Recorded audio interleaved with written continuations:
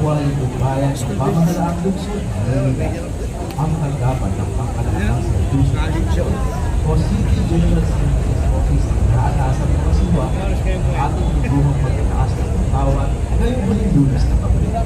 Sa puntong hinihiling ang lahat ng tumitig at makisa sa ating programa. Bilang paniwala, ating sabay-sabay na aawitin ang lupang hinirang na pamumunahan ng Banda ng Maynila. Susunod ang panalangin na pamumunahan ni Ms. Rosana Inares, Chief Procurement Division. Kasunod naman ang panunumpa sa watawat na pamumunahan ni Engineer Michael Martin P. Ramos, Building Administrator. Pagkatapos nito, ang sabay-sabay na pag-awit ng awit ng Maynila muli sa pagkasunod ng Banda ng Maynila. Susundan ito ng pagdata sa Bank Pilipinas na pamumunahan ni Mr. Henry S. Galak, Acting Assistant City General Services Officer, at ang sabay-sabay na pag-awit ng Bank Pilipinas.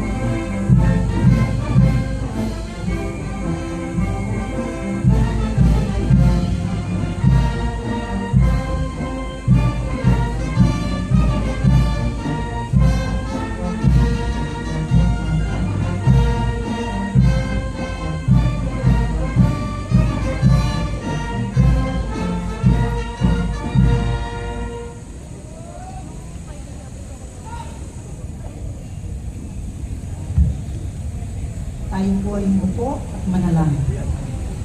Mula sa aklat ng mga kawikaan. Kabanata 4:4-5. Ang kamay na tamad ay tiyak magdarako. Ngunit magbubunto ng yaman ang kamay ng sino. Ang nag-iimbang ang tagkaraw ay nagpapakilala ng katalinuhan. Ngunit ang natutulog kung anihan ay nag-iipon ng kalunan. Ito ang salita ng Diyos. Purihin ka namin ng Diyos Ama na may likha ng langit at lupa. Tinataas po namin ang inyong pangalan at kami ay lumalapit sa inyo sa pagsimula ng bagong araw sa aming mga trabaho na kami ay gabayan mo. Humihingi kami ng inyong patnubay na kami ay makapagtrabaho ng may kasipagan, katapatan at karunungan. Gabayan niyo po ang aming mga pinuno na makapagsilbi ng buong pusay na may malasakit upang maging inspirasyon kami sa isa't isa. At habang kami ay nasa trabaho, gabayan at pag-ingatan niyo po ang mga mahal namin sa buhay na hindi namin mga kasama. Pagkalooban niyo po ang lungsod ng Maynila kasama ang buong bansang Pilipinas ng kapayapaan, pagkakaisa at kasiganahan. Kasabay nito ay ang panalangin na hindi na matuloy ang gituan ng mga ibang bansa na maaaring maging sanhi ng gera. Patawarin niyo po kami sa aming mga kasalanan at sa inyong pagmamahal sa amin. Kami ay nagdarasal na malampasan namin ang anumang mahirap na sitwasyon. Dalangin namin na patuloy na umunlad ang aming lungsod sa pangunguna ng aming mga Pinoy. Salamat po sa lahat ng biyaya ng buhay at bawat araw na pinagkaloob mo sa amin. Lahat ng pasasalamat, papuri at panalangin ay tinataas namin sa dakilang pangalan ng Jesus.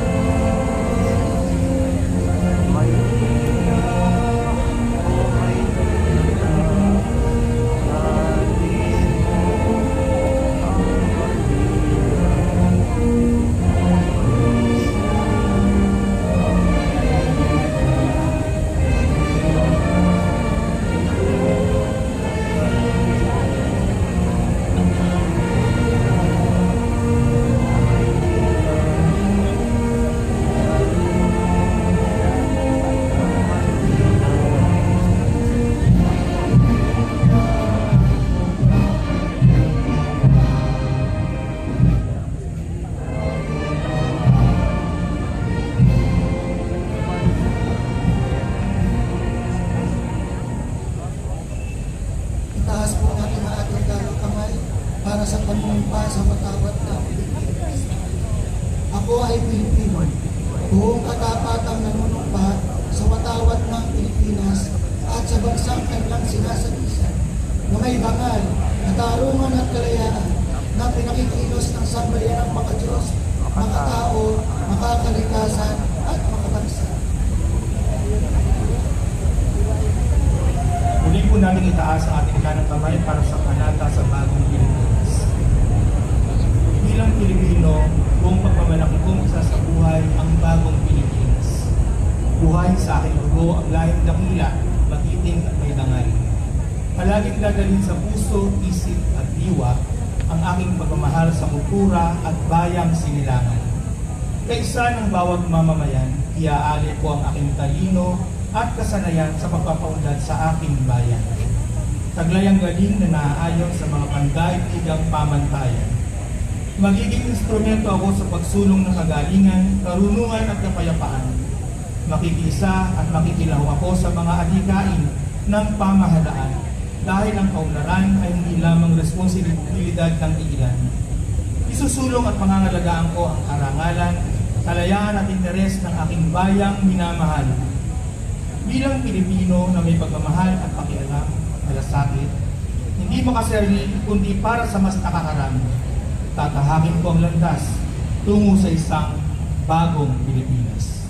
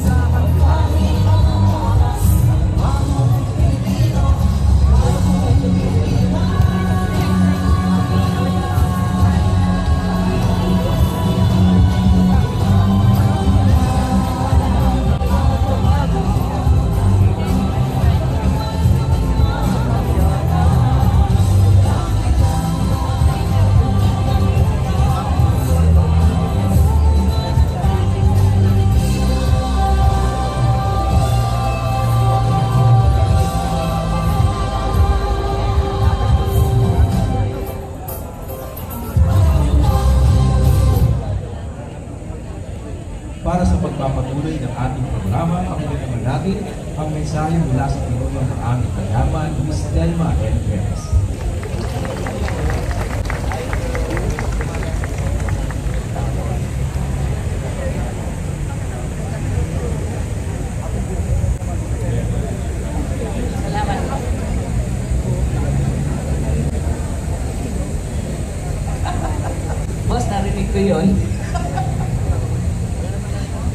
Honorable Mayor Isko Moreno Dumagoso, Honorable Vice Mayor Chi Atienza, Chief of Staff Sir Cesar Chavez, Secretary to the Mayor, Seclet Sarcal, City Administrator Attorney Wardy Quintos, Honorable Councilors, sa lahat po ng mga department heads at sa lahat ng kapwa ko kawani sa paglilingkod sa City Government of Manila, isang mapagpalang umaga po sa inyong lahat. Ang pangunahing gawain po ng CGSO ay bumili ng lahat ng mga kagamitan na pangangailangan nyo sa inyong tanggapan mula sa pinakamalaki hanggang sa pinakamaliit na kagamitan. Ito po ay pinangangasiwaan ng CGSO Procurement Division headed by Ms. Rosana Mijares. At ako po ay natutuwang sabihin sa inyo na kahit na sa dami at tambak ng aming trabaho sa procurement, ay nagagampanan po nila ang kanilang tungkulin dahil sa kasipagan po ng staff ng Procurement Division. Maraming salamat po sa inyo. At ako din naman po ay humihingi ng paumanhin dahil nagkakaroon din naman po kami ng pagkukulang. Dahil hindi naman po lahat ng bagay ay aming kontrolado pagdating po sa procurement. Kaya pasensya na po kayo. At hindi lang po dyan, pagkabili po ng ating mga kagamitan, kami din po ang nangangasiwa sa pangangalaga at inventaryo nito. Sa tuwing katapusan po ng taon, kami po ay nagkakaroon ng annual physical inventory of property, plant, and equipment. Katuwang na po namin ang bawat departamento through your property officer. Maraming salamat po sa suporta at tulong. At pagkatapos, actually ito pong nakaraang Oktubre, kami po ay nagsagawa ng one-time cleansing ng mga property, plant, and equipment. At kami po ay binigyan lamang ng 3 buwan ng commission and audit. At sa kagandaang palad po, na-accomplish po namin ito. Sa tulong po ng inyong mga property officer, suporta at kooperasyon, maraming salamat po. At syempre po, sa tulong po ng ating Secretary to the Mayor, Seclet Sarcal para sa mga movable properties, and Attorney Wardy Quintos para sa mga immovable properties. Maraming salamat po. Sana po, hinihiling ko po ang patuloy niyong suporta upang maisagawa po natin ng maayos ang ating pong mga adhikain. Maraming salamat po. At hindi lang po yan. Last but not the least, ang gawain po ng CGSO ay ang panatilihin ang kalinisan at kaayusan ng ating City Hall building headed by Engineer Michael Ramos. Maraming salamat din po sa kasipagan ng aming JO sa building maintenance. Yan lamang po at umasa po kayo na patuloy po namin gagampanan ang aming tungkulin ng maayos. Ngayon naman po ay ating pakinggan ang mensahe o lingguhang mensahe mula sa ating mahal na alkalde upang magbigay inspirasyon sa panimula ng ating gawain ngayong linggong ito. Honorable Mayor Isko Moreno Dumagoso. Maraming salamat. Thank you, sir. Thank you. Palakpakan natin si Telma. May asin pa. Sa buong grupo or CGSO family, thank you very much sa inyo. A few weeks ago, we'd like to inform each and every one of you and the people of Manila. We recently acquired more or less about 200 million pesos of medical equipment across our healthcare facility in the city of Manila. Thank you. Ano na yan? Samot-saring mga gamit, pamalit, pago, o karagdagan, na mga gamit maliit at malaki sa ating mga ospital at health center. Pero malayo pa tayo. malayo pa tayo sa mga tatahakin natin to continue to develop our medical equipments, tools, to be more efficient in delivering healthcare in the city of Manila. But through their office, dumadaloy ang ginhawa. Sa Masino, mainam at mabilis ninyong pagkilos sa CGSO. Thank you very much. Palakpakan natin sila. Total, usapang ginhawa, humihingi ako sa inyo ng paumanhin. Ako na mismo, pasensya na kayo ha. Medyo maalikabok. Walang parking. Ngayon, dito sa halos lahat sa City Hall, no? Mapapansin ninyo. Pagpaumanin nyo na yun, konting tiis lang. Huwag kayong mag-alala.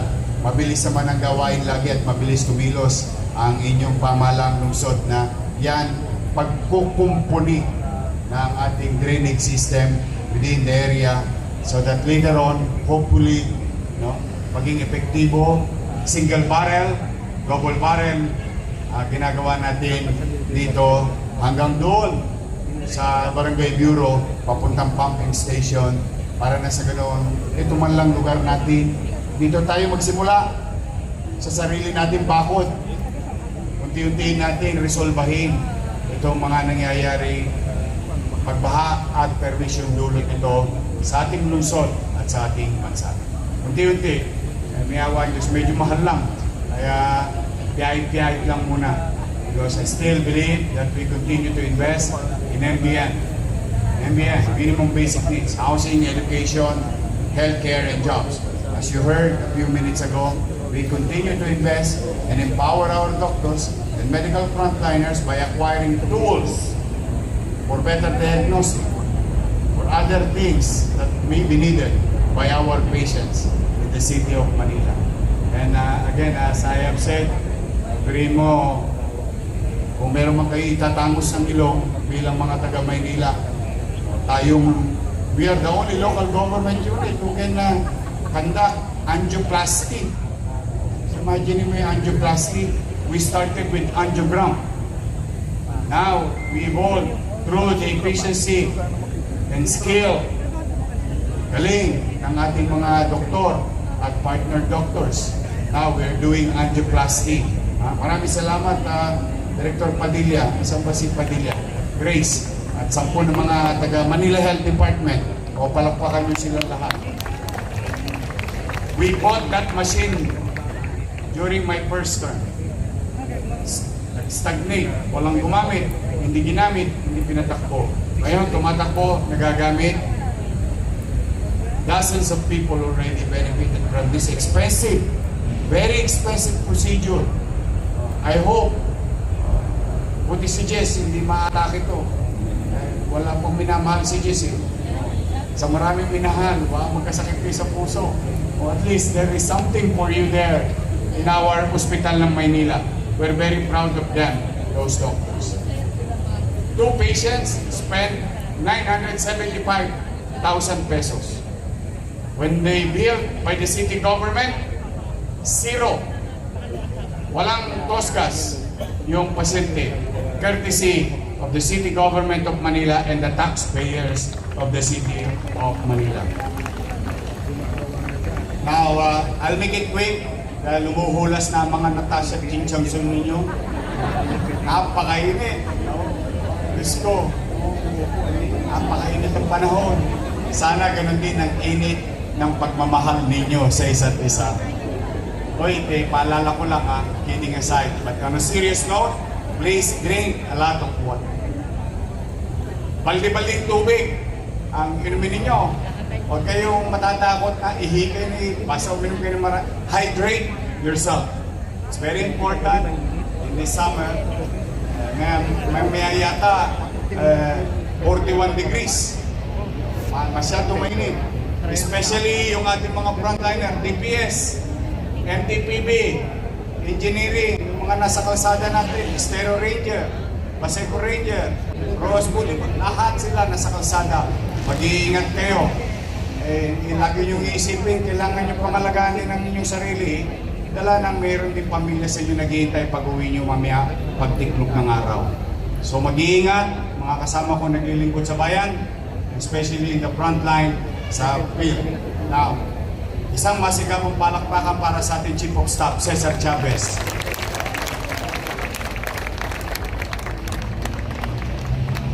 Nanalo po siya sa award giving body ng UP. Galing bro. Isa sa pinakamagaling na broadcaster. Ngayon, ikinilala ngayong taon na ito. Congratulations, Chief. Palakpakan natin, Chief. Talaga mga taga Maynila. Si Chief lang nga sa kalam. Congratulations, ha? And to John Reyno and to the Manila Youth Bureau. Ay, John, congratulations for a successful first ever, I think it's biggest in Manila. In Manila Summer Pride na naganap ng isang araw. Thank you very much sa DTCAM, Manila Youth Bureau, sa pamumuno ni JD at 10 ng kanyang mga kasama. At siyempre yung Bexi ng Maynila, congratulations sa inyong lahat. To Yan, Councilor Yan Libay, congratulations sa Sangguniang Panglungsod. At would like to send a message to the parents, proud parents and family of members of the LGBTQIA community that here in Manila, you have a safe place for you. Sa Maynila, panatag kayo. Kayo mag-alala. Konyatan po yung mga nambubuli sa inyo. May pakasama pang pitik sa tayo na yan. Sa Maynila, tayo lahat pantay-pantay. Your preference, personal things is you, with you. You alone. Once we work together, we don't do prejudice. You can excel from your field of undertakings. You were hired, you were part of the Manila City Government Organization because you have value. Your skill set is being valued by the city government to be of service to our people. Tingnan mo si Jess. Yes, gusto na. Linggo-linggo na lang ako nag-abang kung may nobya ka na. May nag-text ka. Hindi nag-reply. Nag-ghosting ka. Ayun ba yung tawag ng mga kabataan ngayon? Ghosting? Ghosting. Ay, nako. Kaunting days lang, Jess. Huwag kang mag-alala. Nung high school ako, yes, I'm telling you, marami ako, may mga kaklase ako rito, may mga kababata ako. They can attest to it. Nung high school ako, busted ako lagi. Imagine mo yun. Ano sabi mo na, anong pwede mo masabi after a while? Ako nga palang sinaing mo. Kaya, don't lose hope. Habang buhay may, ay talaga naman. Habang buhay may, ayaw ko kaya yung pare, baka mainis kayo sa akin. But again, another week, another challenges for us, but everything, no? Everything. You have to take care of yourself. Sobra tong init na to. I don't want you to get sick. I need each and every one of you to function properly. Niyawa Diyos. Yung teacher ko, ikaw na-stroke ka na, kaya kailangan huwag ka nang uulit. Yung teacher ko yan, nung kolehiyo. Basta kayo, cover kayo hanggat maaari. Sa aking mga lolo't lola, mga nanay tatay. To our General Santiago, you tell your policemen. Hanggat maaari. Tuloy yung trabaho, pero mag-ingat. DPS, Kenneth, mga ataps mo. Si Dennis Biay. Yung mga nasa frontline natin, si Andres. Mga nasa frontline natin. Basta ito, it's a serious, really serious thing. You have to consider this. Itong paalala ko nito. Drink a lot of water. Cover as much as you can. Okay, maglala. Ilang araw na lang, darating naman na ang Agua de Mayo. Lalamig din ang panahon. Muli, isang magandang umaga na naman, mainit. At yung init ng panahon, siyang pag-initin din natin at pag-alabin din natin ang ating mga sarili, damdamin at kaisipan na paglingkuran ang ating mga kababayan sa lungsod at mga taong dumadako sa lungsod ng Maynila. Isang linggo na namang hamon para sa atin na maging epektibo. Yes, sometimes we have shortcomings. It's okay. Don't worry. Ano lang ang buhay? Wala namang perfectong organisasyon, walang perfectong samahan, walang perfectong pagsasama, walang perfectong tao. Si Jesus lang laging perfect. But then again, we have to excel in our field of undertakings. We have to prove that it's worth it na tayo'y bahagi ng pamahalaan sa mata ng taong bayan. Mag-iingat kayo at pagpalain nawa kayo ng buong may kapal. Manila! God first. Thank you.